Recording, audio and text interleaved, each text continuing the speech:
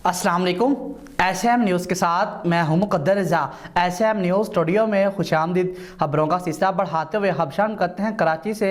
कराची के इलाके पापोश नगर में वाक़या कब्रिस्तान के करीब साफ पानी की लाइन फट गई कि जिससे कब्रिस्तान की सड़क और गलियां ज़ेरे आब आ गई। इसी हवाले से मज़ीद तफसीलात बता रहे हैं कराची से हमारे ब्यूरो चीफ जुल्फ़कार अली। जी जुल्फ़कार, आगाह कीजिएगा इस हवाले से। जी बिल्कुल, कराची पपोश नगर का इलाका है जहां कब्रिस्तान के करीब साफ पानी की लाइन फट गई, जिसके बायस कब्रिस्तान की सड़क और गलियां ज़ेरे आब आ गईं।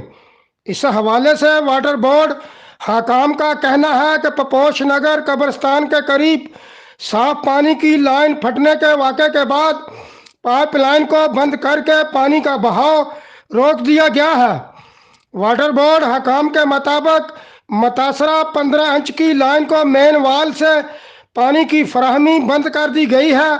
पपोश नगर में पाइपलाइन फटने से न सिर्फ सड़कें और गलियां ज़ेरे आब आ गईं, बल्कि अब तक हज़ारों गैलन पानी भी ज़ाया हो चुका है।